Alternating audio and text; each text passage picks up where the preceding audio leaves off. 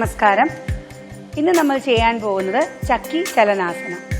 എല്ലാവരുടെയും ബുദ്ധിമുട്ടാണ് കുടവയറ് അല്ലെങ്കിൽ അടിവയറ് കൂടി വരുന്നത്. അപ്പോൾ ഈ കുടവയറോ അല്ലെങ്കിൽ അമിതമായിട്ട് വയറിൽ കെട്ടിക്കിടക്കുന്ന കൊഴുപ്പോ കുറയ്ക്കാനായിട്ടുള്ള ബേസിക് ആയിട്ട് വളരെ സിമ്പിൾ ആയിട്ടുള്ള ഒരു ആസനയാണ് ചക്കി ചലനാസനം. ആസനം ചെയ്യുമ്പോൾ തന്നെ നമുക്ക് മനസ്സിലാകും അരി ആട്ടുന്നത് പോലെ. ചക്കി എന്ന് പറയുന്നത് ഗോതമ്പാണ്. അപ്പോൾ ആ ചലനം എന്ന് പറഞ്ഞാൽ ആ ഗോതമ്പ് ആട്ടുന്നതിൻ്റെ അതേ മൂവ്മെൻറ്റാണ്. ഇനി നമ്മളെ നാട്ടിലൊക്കെ അരി ആട്ടുന്ന അതേ മൂവ്മെൻറ്റിലാണ് ചെയ്യുന്നത്. അപ്പോൾ ആദ്യം ചെയ്യേണ്ടത് കാലുകൾ നീട്ടിവെച്ച് കാലകത്തി വെച്ചാണ് നമ്മൾ ചെയ്യാൻ പോകുന്നത്. അതിനായി നമുക്ക് ആദ്യം കാലുകൾ നീട്ടിവെക്കാം.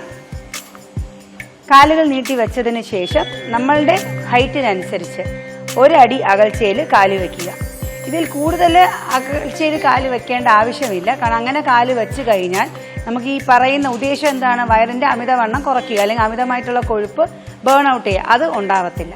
അപ്പോൾ കാലകത്തി വെച്ചു. ഇനി കൈകൾ കോർത്ത് പിടിച്ച് നമ്മൾ ആ ഒരു മാവാട്ടുന്ന ആ കല്ലുണ്ടല്ലോ അത് പിടിക്കുകയാണെന്ന് വിചാരിക്കുക. ഇനി വലത്തെ വശത്ത് പോയി ഫ്രണ്ടിൽ വന്ന് ഇടത്തെ വശത്ത് വന്ന് പിന്നിലേക്ക് പോകണം. പിന്നിലേക്ക് പോകുമ്പോൾ വീണില്ല എന്നുള്ള ലെവലിൽ വേണം ഇരിക്കാൻ. എന്നിട്ട് ഫ്രണ്ടിലോട്ട് വരണം. ഈ ഒരു മൂവ്മെൻ്റാണ് നമ്മൾ ചെയ്യുന്നത്. ഇതിൽ ഒരു കാരണവശാലും കൈയിൻ്റെ മുട്ട് ഇങ്ങനെ മടക്കാൻ പാടില്ല. തെറ്റായിട്ട് ചെയ്യുന്നത് ഇങ്ങനെ ചെയ്യും. ഇതല്ല നമ്മൾ ചെയ്യേണ്ടത്. ഹിപ്പാണ് നമ്മൾ റൊട്ടേറ്റ് ചെയ്യുന്നത്.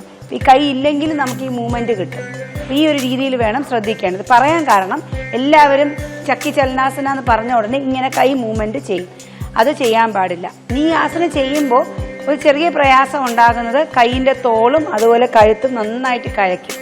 ആ ഒരു ബുദ്ധിമുട്ടുണ്ടാകും. അതിന് നമ്മൾ ചെയ്യേണ്ട പ്രതിവിധി എന്ന് പറഞ്ഞാൽ കൈ ഒരിക്കലും മുറുകെ പിടിക്കാൻ പാടില്ല. എത്രത്തോളം അയച്ചിടാമോ അത്രയും അയച്ചിടുക. ഒന്ന് എങ്ങനെയാണ് ചെയ്യുന്നത് നമുക്ക് നോക്കാം.